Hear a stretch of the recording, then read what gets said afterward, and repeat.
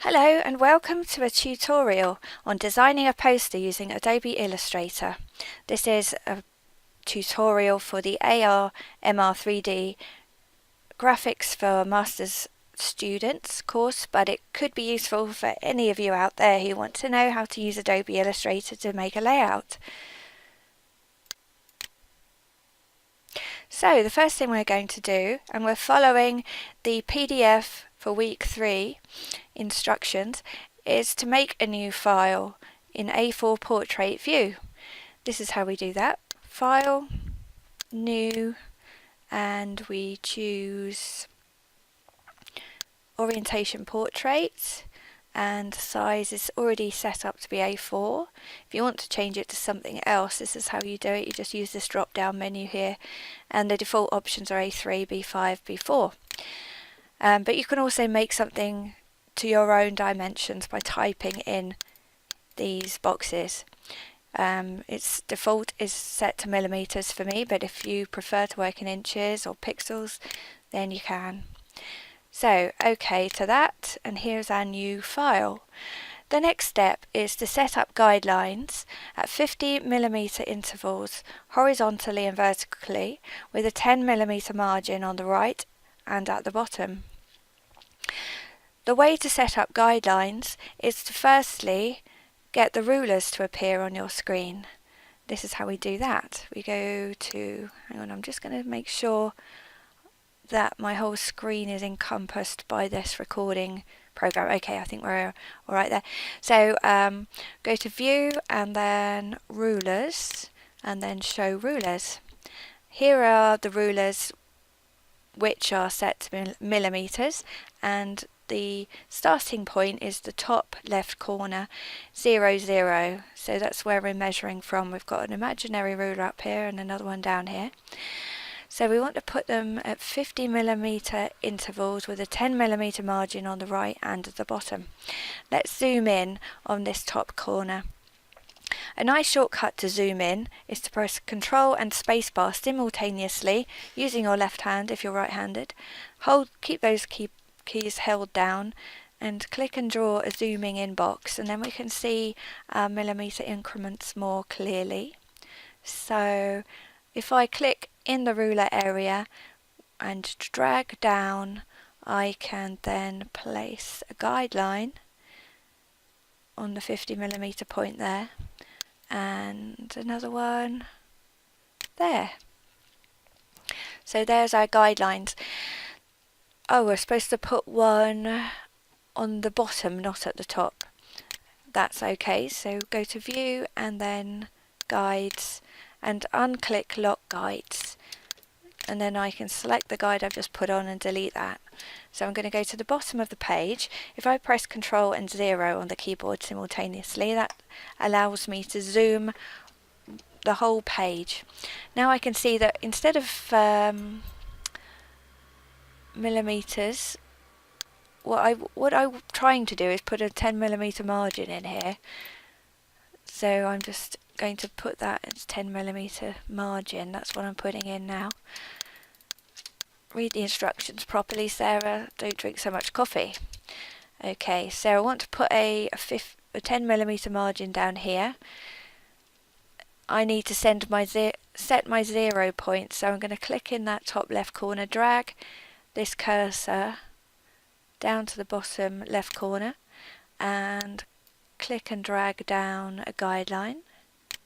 So, okay, we've got 2 guidelines now as per the instructions. Now I want to lock those guides, so go to View, Guides, Lock Guides. Now I can't pick them up accidentally. The other thing I'm going to do is set a grid on the page, and that will help me make a tidy layout. So I go to View and Show Grid. The default grid is this, so I want to reset that so it suits the design I'm going to do, because I want a grid of 50mm. If I go to Edit and then Preferences and then Guides and Grid, this is how I can set my guides, and I can change the guide and grid types. The cyan and the lines, that's what I just set up before. The grid is currently lines, and we've got a grid line every 25 millimeters, but I want to put it at 50 millimeters, and I don't want any subdivisions, so I've put one in there.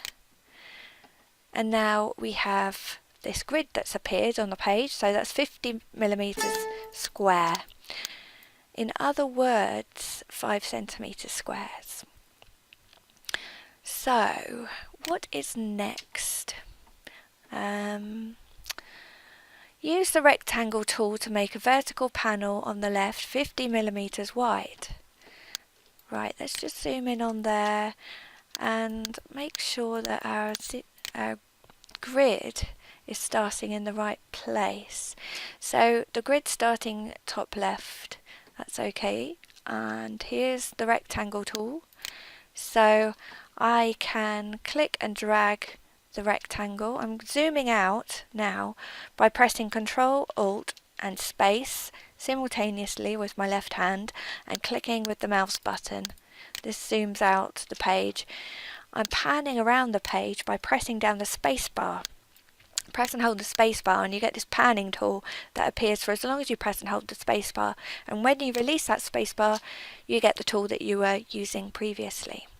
The other thing I can do now is also go to Snap to Grid.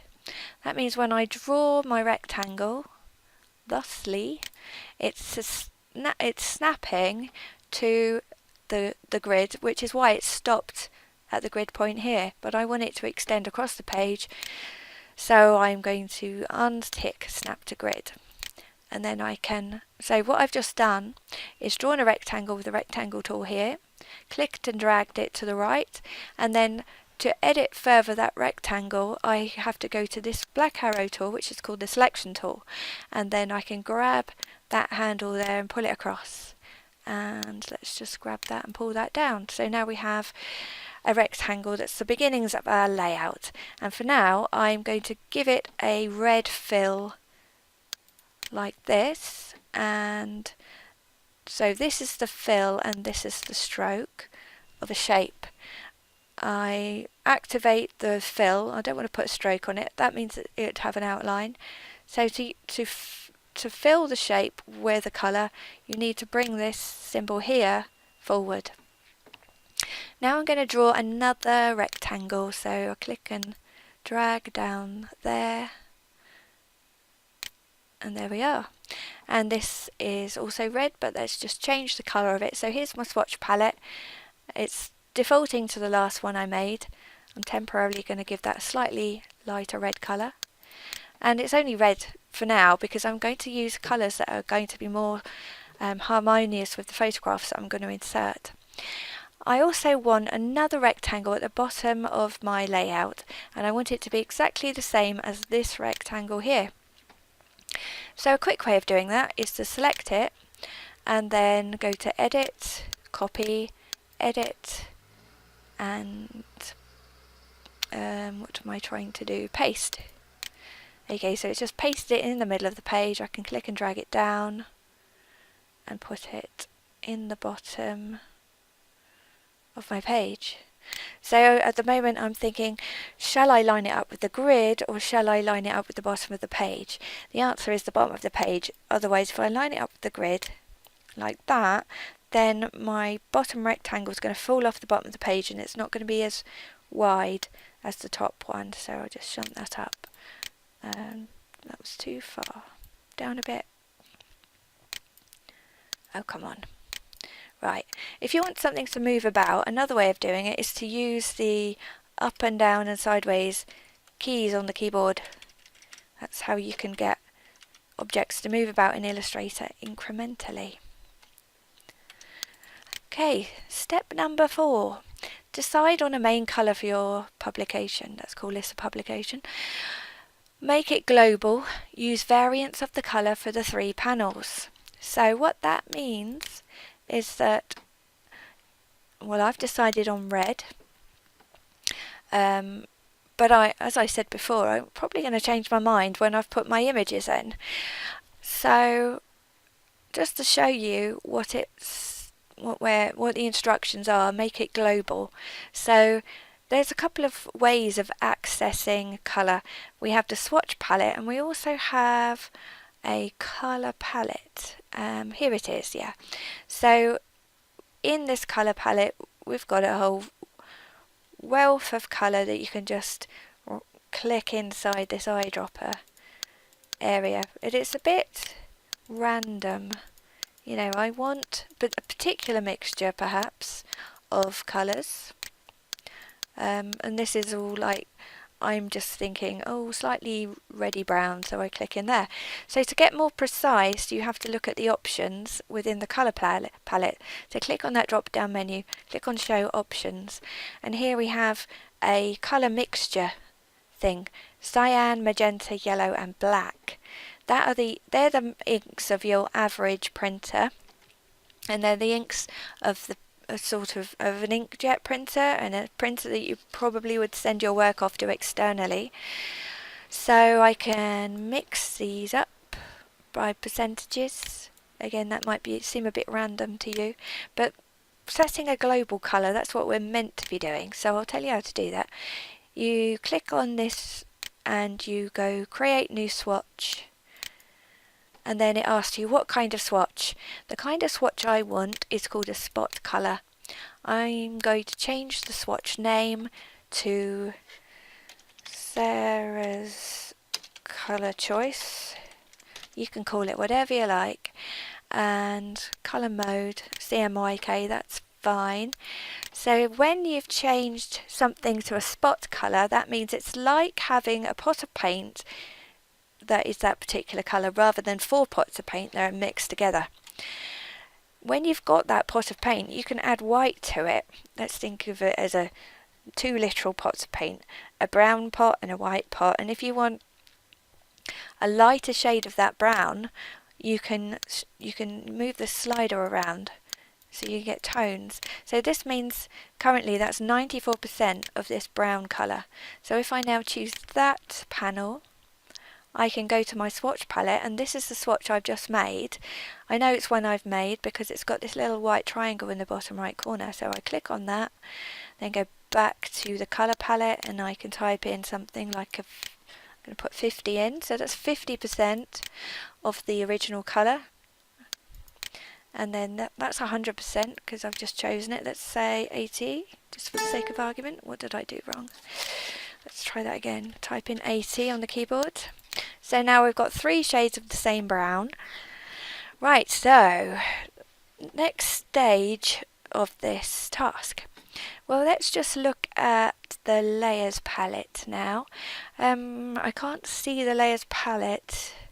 The artboard that I've chosen to work on, especially for layout, and it might not include layers. Bear with me, let's see if we can find it. While we're here, I'll show you how to set up an artboard. You go to Window, Workspace, and then you can change your workspace for the different purposes of Adobe Illustrator. So because I'm doing a layout of a poster, I've chosen a workspace called Layout. If you're tracing something, you might want to change your workspace to Tracing, and then you get different kinds of toolbars appear. So I'm using 2 screens at the moment, so I'm just bringing my stuff that's currently on the other screen over here because you can't see what's happening on my other screen. So we have a character palette, and we've got there's the layers palette. I'm just going to get rid of that one. So let's go back to, that's just to show you how to change your workspace, but I want to use layout. So why can I not see the layers palette? So if we click on Window, then we can individually choose which palettes we want to bring up, and I click on the layers one, and now the layers palettes appeared. Layers are important. If you use layers correctly, you'll stop yourself from getting in a pickle. It's a bit like if you've got lots of pieces of tracing paper, for example, and you lay them one on top of the other, and you do something different on each one. For example, you could put text on one piece of tracing paper, you could put colour blocks like I've got on one piece at the bottom, and the layers work in order, so visually you see them in the same order they appear in the layers palette. So hopefully I'm not confusing you, I'll just show you what I mean. Double click on layer 1. That enables you to change the name of it, so I'm going to call this rectangles, and in the layers palette here, this is the eye. That means you can see it or not see it, and this is how you lock everything on that layer. Here's another how to make another layer. So I'm making another layer, and I'm going to put on this layer my a plan. So I'm going to double click on that and call it plan. Type that in. So I'm going to insert my first image into this file. We do this by going File, Place. So this is how we insert images which are externals. By that I mean I'm putting in a photograph, putting in a series of photographs or scans. These are raster files. They're made of pixels. The file we're working on at the moment is what we call a vector file. It's not made of pixels. This is by the by. So if you zoom in on a vector file, you don't get pixelation, but you do if on a photograph or on a scan, and that's what we call raster files made of pixels. Anyway, so I'm now navigating to the folder that this course material lives in there, and then in week 2. This is the Silchester exercise we're doing currently, so we go in the folder called Silchester exercise. In here we have a ready-made choice of photographs, scans and text to go in this poster. As instructed, I'm going to click on the one called plan. If you double click, it will just place it in, but I've just clicked a singular click, and what this little bit here is, it says link, and if I untick it, it embeds the file rather than links it. If you link the file, it keeps your Illustrator file size down, and instead of putting a copy of the plan in, it will put the plan in, and it will be linking to the plan in the folder where it lives rather than making a duplicate of it. That is useful if you want to subsequently go and edit that file in Photoshop or something, but also, like I said, for keeping the file size down. It's important if you are linking to put your images that you're going to put in this file in a folder and just leave them in there, don't move them around, because if you take them out subsequently, then your file won't be able to find those linked images, and you'll come up with an error message that says cannot find link file, and then you'll have to try and remember where you put it. So here we go, plan, linked, place. Here is a plan of Silchester. It's a bitmap, it's a TIFF. Bitmap means that it's a smaller file size, and it's a file that is just composed of black pixels. The white you see is an absence of pixels. So what you can do with bitmaps is you can colour them. This colour box here, it's coming in as a default of black, but I can change the colour to be the same as my choice of colour, my brown. And I can make it a shade of brown like we did with the other boxes. So I've made it 30% black. Let's just zoom in, holding Control and Space on the keyboard. I've got my nice little zoom symbol that's appeared for as long as I hold these keys down. If I click and drag a box, I can zoom in and just have a look at that scan. This is what it looks like.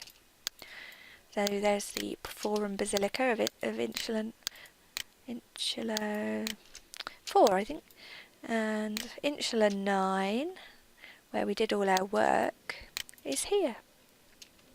And Insular 3, we've done trenches in there. Anyway, I digress.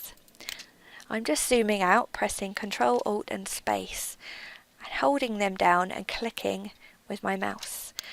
Right, so there's the plan. I'm going to lock that plan layer. I'm going to make a new layer.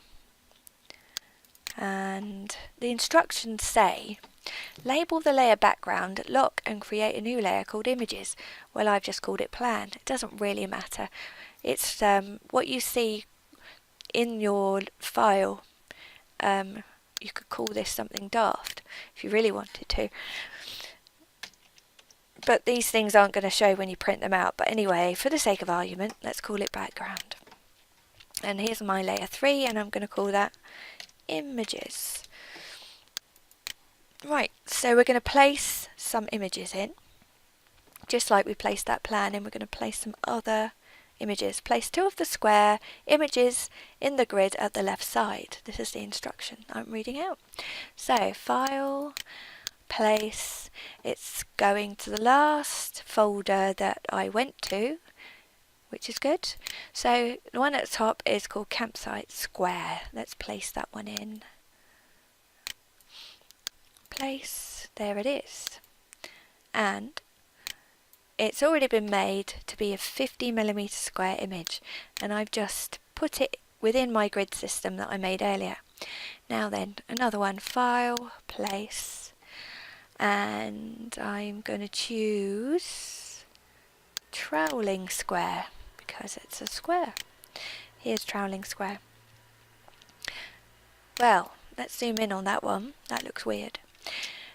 It looks like this photo was taken at a funny angle. Let's see if I can get it to look less peculiar by rotating it. So to rotate an image, you can either press R on the keyboard, which is the shortcut, or you can go to the rotate tool here, rotate tool, or you can go to object, transform and rotate. So that's the long way around. The quickest way is just to press R on the keyboard. I want to make sure it rotates at 45-degree increments rather than rotate it like this, which is just dragging it round. I'm going to undo that. Control Z, that undoes. Okay, so if I now press the shift key and hold it while I rotate, then that still looks weird, doesn't it? And let's see which angle this photo looks best at. Well, they can't be trailing the sky, so let's get it like, maybe like that. That still looks strange. No, I think the photo was just taken at a funny angle. It looks least weird like this. Let's just go with it. Right, then, the next instruction is to place pot in another square. Pot is a Photoshop file. File, place. Here's one called pot. Pot.tiff. Place. Pot, as you can see, has been cut out. It was cut out in Photoshop, so it doesn't have a background, which is quite nice for a design. It just gives a different look. So align the images. Keep the layout in place by selecting objects and using the group command. Okay. So let's choose where we're going to put the pot. Down there, I think. If I put it down there, it's creeping up out of my grid system. Can you see the grid there? But it matches up with the bottom of the page. We can always look at these things later and move things about. What's next? Have I got to put anything else in? Okay, so align images. You do that by clicking one of them, pressing the shift key, holding the shift key, clicking another one, and the align tools appear because it assumes we want to align. So these tools up here are different ways of aligning, and as we go across, these tools here are distribution tools, so how to distribute the selected objects evenly spaced. The left, horizontal align left, I'm going to do that. So I've just done that. You might have seen them shunt a little bit. I'm going to zoom in right here and just check it's aligned with the edge of the page, and it is. But can you see how there's a bit creeping out the edge of here? And I think my rectangle isn't quite 50mm across because it's not matching the grid. So let's just lock that image layer, unlock the rectangles layer, click on the rectangles layer, and now move that slightly to the right, and now that is on the grid system. And when I drew it, I clearly didn't draw it exactly 50mm wide. So let's pull that across a bit wider. Zoom in, you can get more precise. Remember, zooming in can be done in a variety of ways, but the quickest one is to press Control and Space on the keyboard, and then you get the magnifying glass tool come up, and then you can click and drag a box. Another way of zooming is there's a magnifying glass in the main toolbar. Where is it? I cannot see it. No, I'm going crazy. I can't see it. You can also go View and zoom in and zoom out. Fit up all in window, fit all in window, actual size. Let's just see what that does. There we go. And I'm just going to make sure my image and my rectangles are perfectly aligned. Let's just move that one slightly to the left. Now that's better. Zoom right in even more. Move that to there. Okay. What's next? So as you can see, I'm zooming out and I'm panning around. I'm looking at the page, panning around. Right. I've lined the images. Keep the layout in place by selecting objects and using the group command. So let's select these objects, 1, 2, 3, and then to group them together, you can right click and tell it to group, or you can go object and group.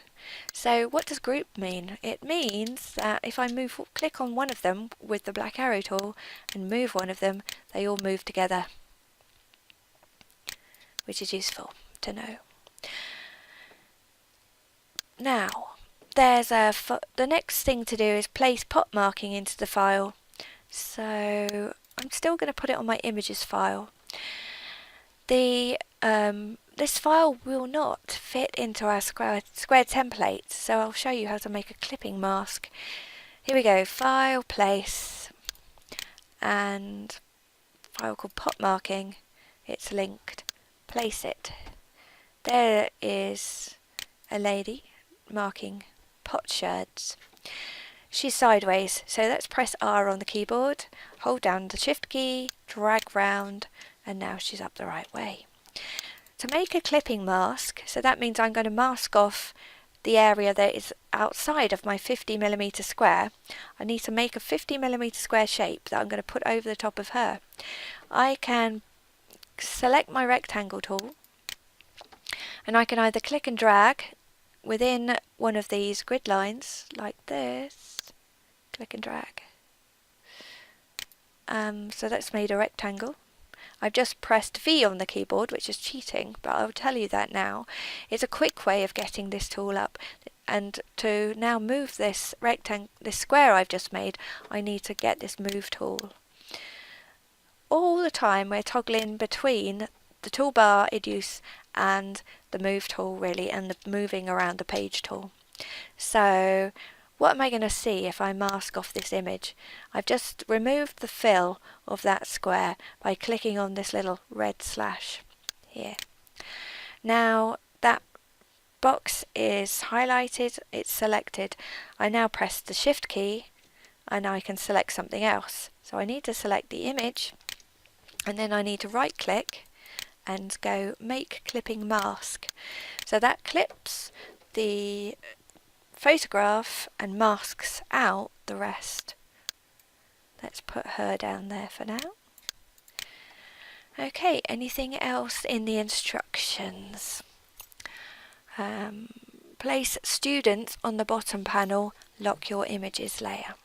Right, File, Place, students.tiff, place. Here's some students. Right, so our students are slightly smaller than 50mm wide. Let's have them down here, I think, because we're actually going to put text up here. but they need to be enlarged a bit to fill the bottom of the shape, the rectangle here. Press the Shift key and hold the Shift key, and that will make sure that this image, when I'm going to drag and enlarge it, does not get stretched. There we are. If I didn't press the Shift key, let's undo and see what happens. I can stretch this image down, but the people have become thinner, they've become distorted. I can stretch that to fit against that picture too, but I'm distorting the image, and you should never do that. It's always going to look like you've stretched the picture, unless you're lucky. So let's undo. Control Z, Control Z, Control Z, Control Z, Control Shift Z. That redo, that is. Another way of undoing is edit and undo, and when you undo that way, it tells you what you're undoing. But Control Z on the keyboard is also used for other programs too. Let's zoom in on that. I've just pressed Control and space, held them down and zoomed in. Right, select the image, press the Shift key, drag the image to the right, and there we are.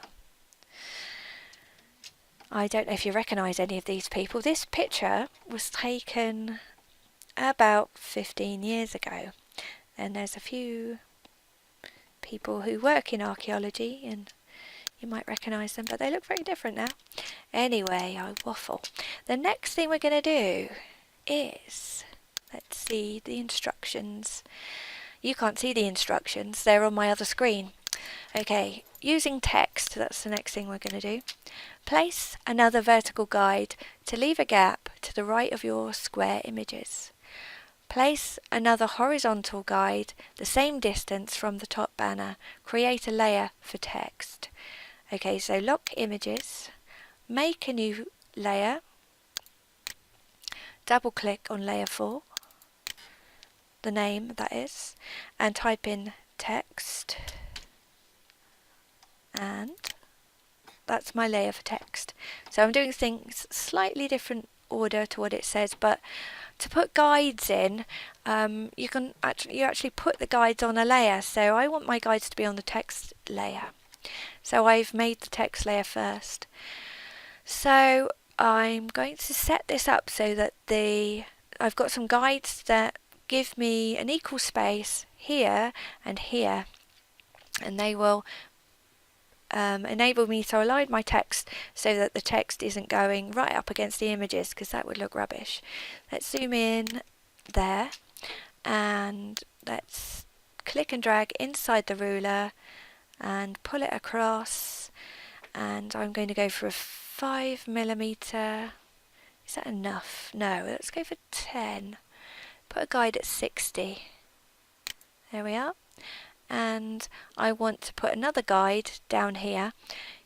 This is kind of awkward because this is at 247 or something. So I'm going to reset my 0 point for my rulers.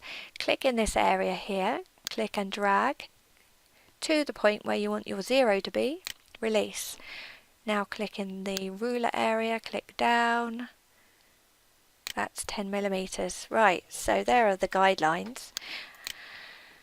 And now I'm going to zoom out again. I'm pressing Control, Alt and Space to get my zooming out and clicking. And now I'm pressing the panning tool to bring the picture up so it's filling my page. Another way for your page to fill the screen, press Control 0 on the keyboard, and that's a quick way of viewing the whole of your artboard. You can also do it from View and Fit Artboard in Window. All of these commands, they tell you what the shortcuts are on the right hand side, so this has told me Control 0. So if there's anything you do on a regular basis when you're using Illustrator, find out what the shortcut is, because it'll make your workflow quicker. And also, while we're on the subject of shortcuts, if you click and hover over the tools on the main toolbar, in brackets you get the keyboard shortcut. type tool being T. So I now want to insert some text. If I press T, you'll see that button depressed there. It's doing the same thing. And if I want to make a paragraph box, then I click and drag with the type tool, and that makes a paragraph box like that. There we go. Now, was I meant to do that? The next thing I was meant to do was to make a label, a title at the top. So let's do that. Let's do what it says. I'm doing things in the wrong order. Go to the selection tool. Click on it. Now it's highlighted the text box I've just made. Press delete. Remove it. Now get the text tool again. Either press T on your keyboard or click on that button there. If you want to make a single line of text rather than a paragraph box, click and release the text tool. And it's got a little flashing cursor in there. So make a heading Archaeology at Silchester for the top panel. There we go. The default font is rather ugly.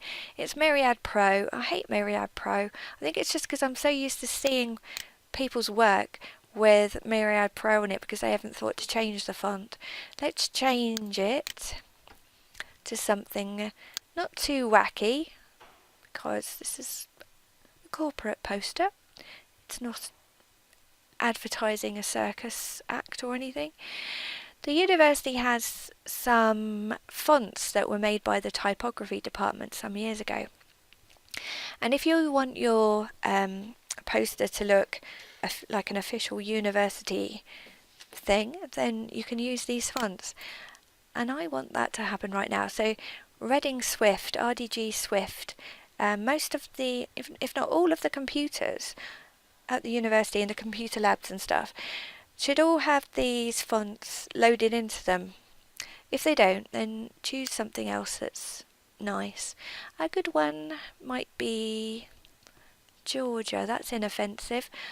I don't like Times New Roman. It's boring. And I think it's, for me, I find it a bit too squashed up. You can always experiment to see which one you prefer. What I'm about to do is enlarge the text. I can either do it by going up to this top panel here, choosing a larger font size. That's too big, it's fallen off the edge of my page. Or I can select the corner. Now always press the shift key because you do not want that to happen. You don't want squashed things. So I undo, Control Z, back to the font as it was. Press the shift key, drag. Archaeology at Silchester. Make it a bit bigger.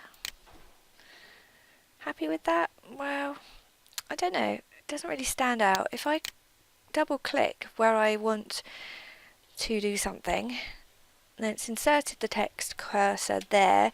I'm going to press return, and I'm going to then make 2 rows of text. Select it again, either by clicking and dragging like that, and then change the font size incrementally by clicking there. Or you can select it with the selection tool, the black arrow tool, and move it around, and then scale it like we did before. Grab the corner, press the shift key, scale up and down. It's currently black. Let's change the colour of the text. So I've got the cursor, I've clicked it at the end of the text, highlighted it. There's the black fill. Let's change it to something else. Try white. So if you've got a dark panel, then white will look better. The next instruction, okay, so this is what I tried to do earlier, out of order of the instructions.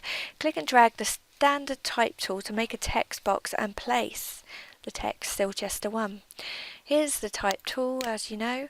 I'm going to click in the corner of the guides that I set up earlier. I'm going to click it across to there. Don't click it all the way across your whole page, but use the guideline there.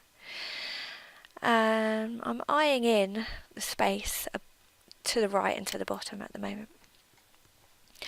Then File, Place, just like we did with the images.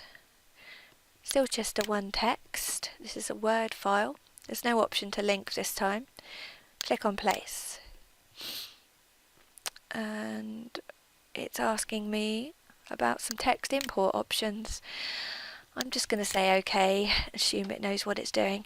Right, so again it's come in, oh yes, as Myriad Pro. Let's have continuity. Let's change this to Georgia. We don't want too many fonts in something, in a poster. It starts looking like a mess and it will look amateur if you use lots of different fonts. So I've made it to Georgia. It's 12 point. I'm going to make it a bit bigger. At 15, we've got the hyphenations going on. It's dropped down the word village. Actually, at 14, there isn't any hyphenation, and that's what I want. Posters with hyphenation, they don't look good. Now, let's make the text brown. So, click on that brown that we made. Can you see how messy that all looks? It's really difficult to read that text, so we're going to have to sort that plan out, do something else with it. Let's move it down for now. Oh look, I'm getting an email. Close that. Right, 41 minutes long. I've been talking for 41 minutes. Crikey. I can see this at the top of my screen capture toolbar. I hope you're not bored, but you can always pause this, go away and have a cup of tea, have a rest. Anyway, we're nearly done. Let's click back on the text. And what I had here, I'd unlocked the background map. That meant I could move it, so let's lock it. Let's click on the text layer to activate it. Let's bring that paragraph up, and now we're going to place in the other text. Click on the text tool. If you see what happens to the cursor there, it's changing the appearance of it. I think that means that I'm about to type into that paragraph box. I don't want to do that. I want to make a new one. Click and drag. Okay, then File, Place, Silchester 2 text, Place. Say OK, and change the font to Georgia. Where is it? There it is. And do we want it to be brown? What's it look like black? So now we've got this plan looking again kind of in the way. Maybe we should just knock it back, unlock that. So if I lock the text layer, I can then click on the background map underneath. If I did not lock the text layer, it's going to click on that text. It'd be difficult to click on the background map layer, but you can if there's an area where they don't overlap.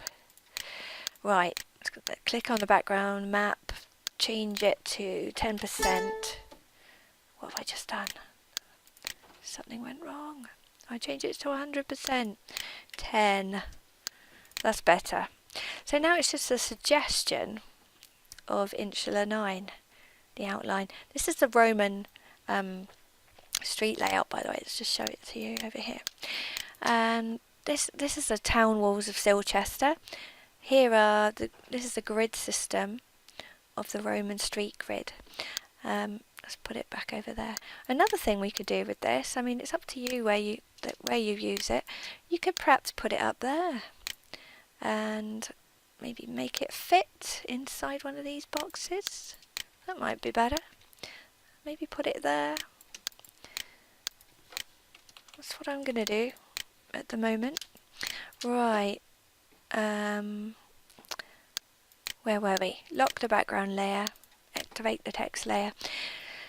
I'm going to click on the text paragraph and click on paragraph up there. Let's see what our options are. What do all these things do? So the default is align left. If I want to change it to align center, I click on that. If I want to change it to align right, I click on that. Justify with last line aligned left. blah blah blah, fully justify, don't do that. Look at how rubbish that looks. Usually we either go for this option or this option.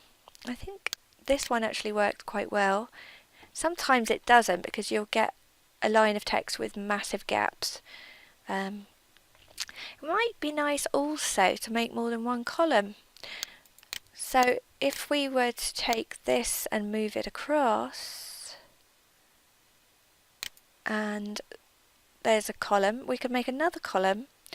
See that little red plus? That means there's text that's still flowing in this paragraph box. If I click on that little symbol, it's loaded my cursor.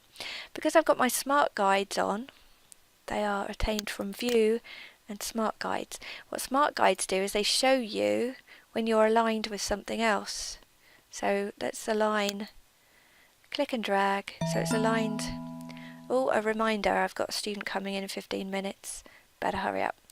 Right, click and release. So now I've got two paragraph columns. I want them to both be the same width. How do I do that? Well, let's just move that up there and move that down a bit. No, move it up a bit. So I've got the next paragraph starting at the top. That looks alright, doesn't it? It's a bit more interesting, I think, than one column.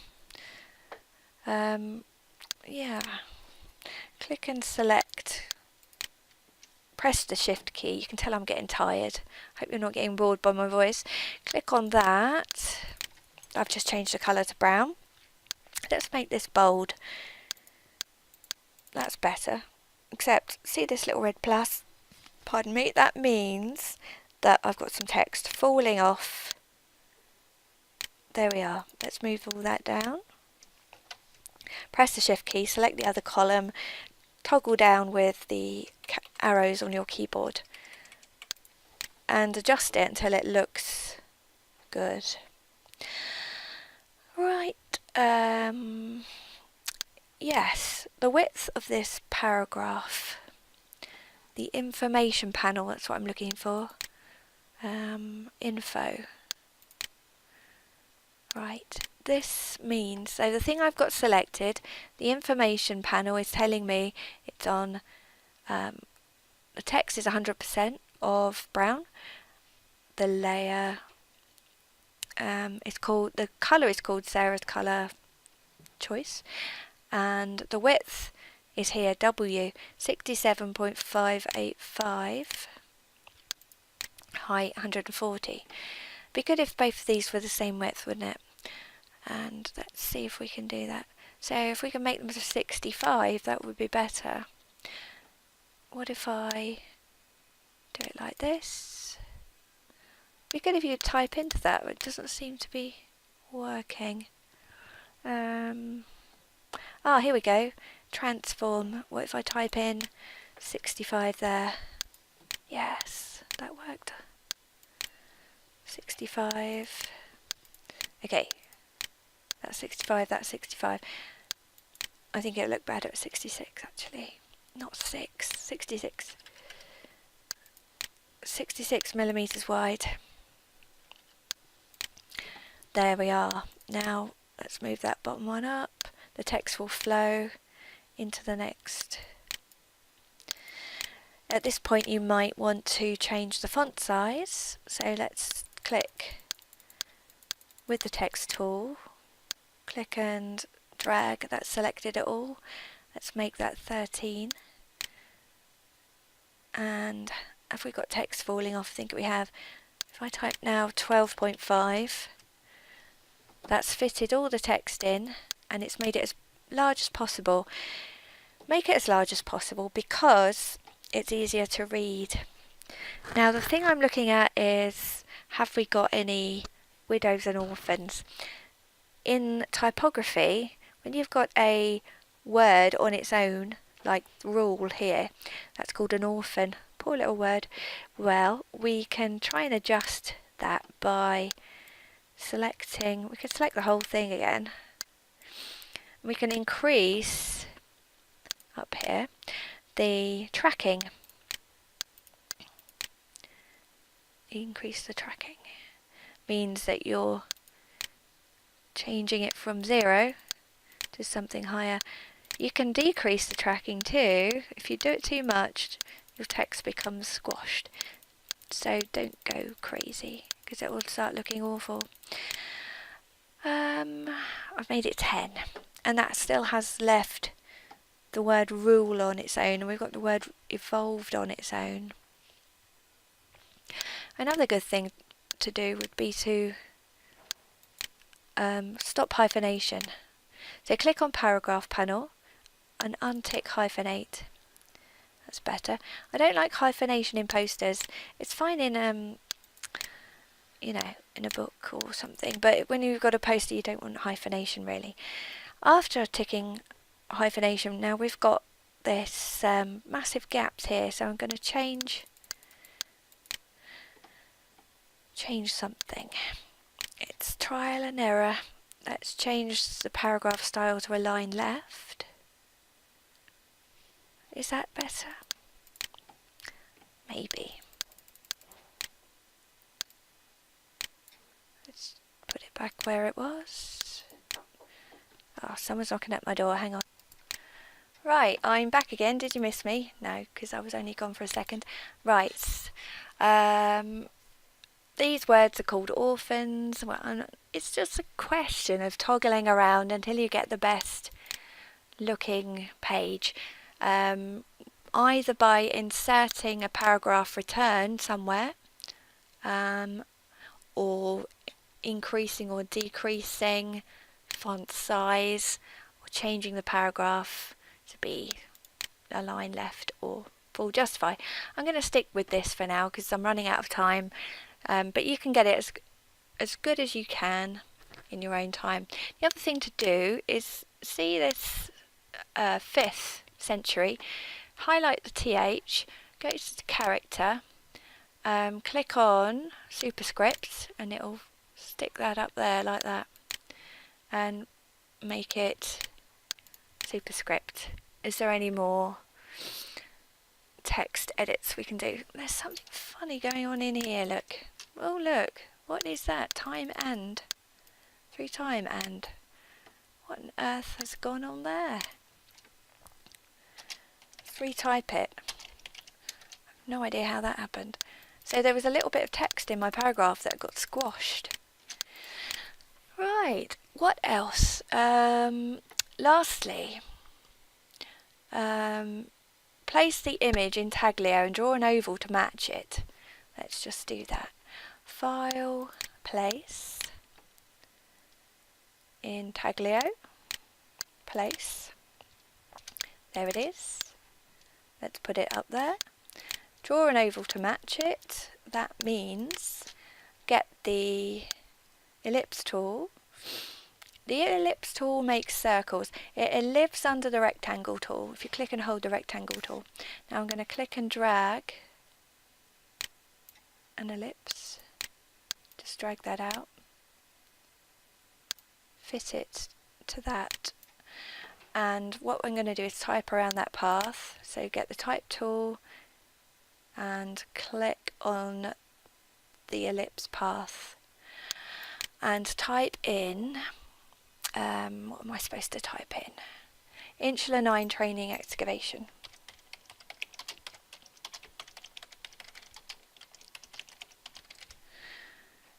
Aha, it's typed it inside the box. I didn't want that to happen. Cut that, Control X, go to the type tool again, type on a path, let's make sure it does it properly. Click and hold that type tool. Now, and let's try typing. If I press Control V, it's going to paste that text in. It's done it wrong again. Let's start again. Undo, undo, undo. Type on a path. Let's click there. Press Control V. Right, now it's gone round. That's what I wanted. Select all of that. Change. Oh, it's put it on as Georgia. That's good. Enlarge it so you can actually read it. white, and I'm going to make it brown, and I want it to run equally around that shape.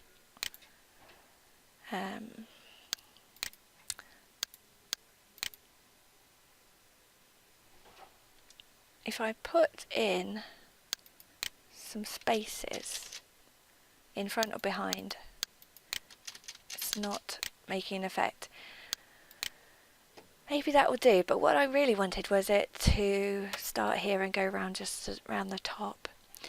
I could make it regular instead of bold and increase the size, and you can see it creeping around there. And perhaps I can then reduce its size. So I've pressed Shift and Alt so that it's scaling down, and it's scaling down from the center point. Clearly I need to reduce the size of both those things to fit in that area. I've just clicked outside, dragged the selection box inside, pressed the Shift key, pressed the Alt key, and drag down, and that keeps the scaling without distorting it. Well, that's not great. I want it to look tidier than that, so I haven't got time out now to faff about, but I'd like you to do that if you're putting yours together. What else can we do?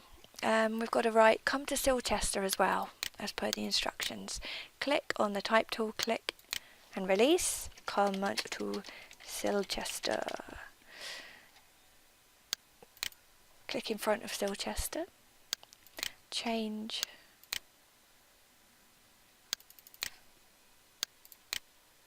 Okay, so you can come to Silchester is the text we're going to put in here. Select it and change the leading. Click on this button here, reduce the leading, and then reduce the font size. Select it with the black arrow tool, put it there. And the last thing I want to do is change some colours. So let's use the eyedropper tool to select a colour from one of the images. Let's change our browns. Let's make a nice green. Click in the green of the campsite. This is what I'm going to use. And then go to the colour palette as we did before. Click down to create a new swatch. Make a spot colour. Call it something. Then I've made my new spot colour and unlock rectangle. Select the top rectangle, make it green. Unlock, well, let's lock that layer first so we don't pick up the images below. Click on that layer, click on that image, click on that rectangle, make it green. So it's kept the percentages from the brown and it's just allocated our new spot colour. Let's change the text as well to the green. Select that text and that one, change it to green. That's better. Zoom out. And there we have, let's just change that one as well. Click 5 times, click on the green. And this is a layout.